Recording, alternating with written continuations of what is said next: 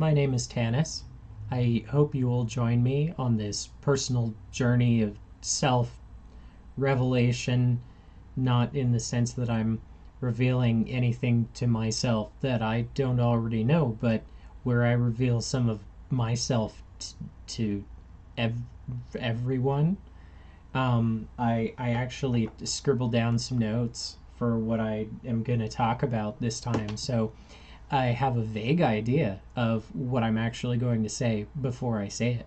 Before I talk about Rogue Souls and the development and the inspiration, I felt like I needed to provide a brief biography so that you know where I'm coming from. Most of what I've put into the game so far is very much me. It's me. It's no one would be surprised by that. I don't think that when I surprise people, I'm always surprised because I'm like, isn't it obvious? There's like there's stuff going on with me, and whew. So yeah, I was assigned male at birth. That's a thing. I grew up in a fairly affluent neighborhood, predominantly white. I know I lived a privileged life, it being a fairly conservative and mostly white neighborhood. But like all my friends all had more money than we did. I was considered poor because we only had one television and I didn't have a Super Nintendo. So I I graduated from high school, and I mean, like, I wasn't an excellent student. I was pretty smart. I mean, it's one of the things that like all of my teachers would write on my report cards. Dead name is smart, but can't focus. I wouldn't find out that I had ADHD until a year ago. I graduated high school and I went to community college after that, and I struggled in my classes for spoiler alert ADHD reasons. And I couldn't hack it in the academic classes, the writing, the math, anything. I couldn't study for tests. I couldn't complete homework. I couldn't write papers. I couldn't do anything. I switched to acting. My focus had originally been graphic design, and I enjoyed it well enough, but I hated deadlines and didn't want to do them. And so I chose classes that didn't have deadlines, like acting and dance. Withdrew from or failed a couple of my academic classes and then switched all over to theater. I messed around and dated, and I mean, had kind of a low key college experience, community college experience. I was even elected to the student board because I put my name on the ballot and nobody ran against me. So that was a thing. I wasn't doing well. California is an expensive place to live, and I couldn't hold a job. Like I worked in a law office for a couple days, and then on Friday they're like, "Don't come back." I worked on almost like an assembly line, but assembling circuit boards before they went in to be soldered. I really enjoyed that, but they only picked like three people out of the bunch, and I was like, "Well, shucks, I'm not going to be assembling circuit boards." And I knew I needed to get out of my comfort zone. And so when my parents split up, I thought, hey, I've lived my entire life in California. And, I haven't lived anywhere else. Salt Lake City, very different.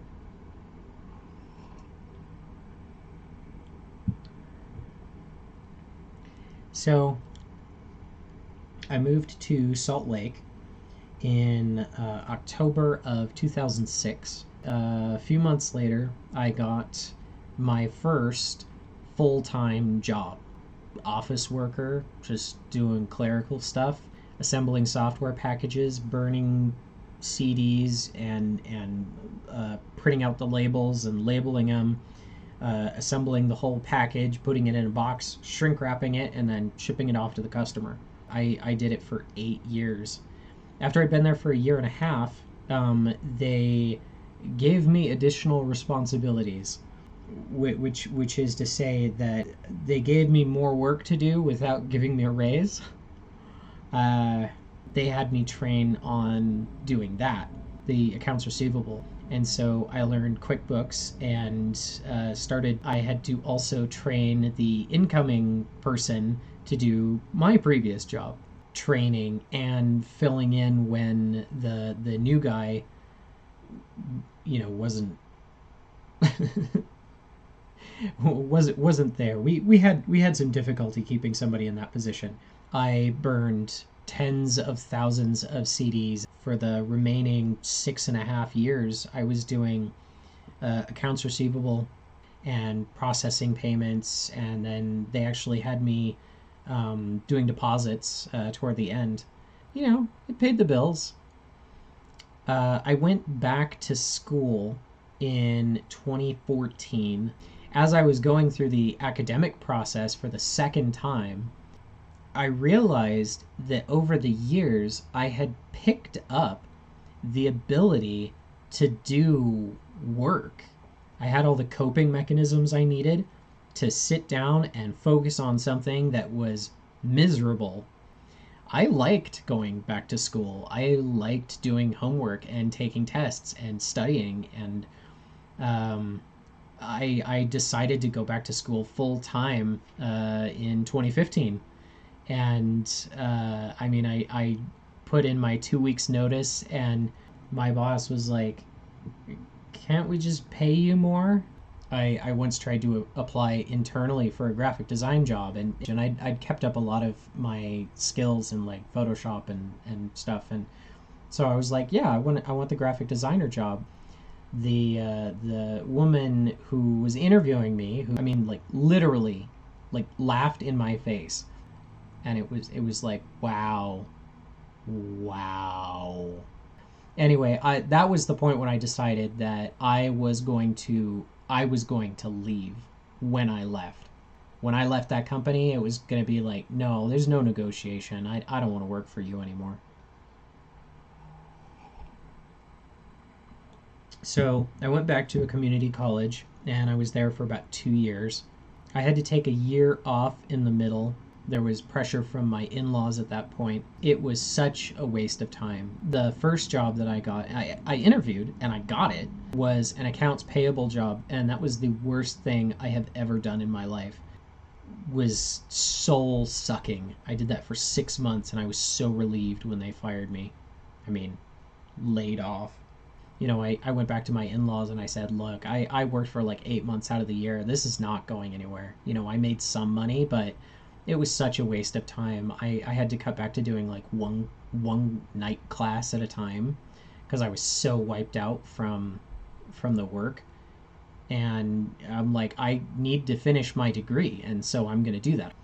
I transferred to a 4-year college in 2017. I applied for federal student loans and was awarded scholarships, a discount. They gave me 50% off. I got additional merit scholarships that amounted to a couple $1,000s, I think. And, like after paying for classes for the semester, I had just enough money to feed myself while going to school so that I wasn't like starving. I graduated in 2019 and then spent the next 6 months looking for work. This one place that hired me at intern wages. Well, I guess that's okay.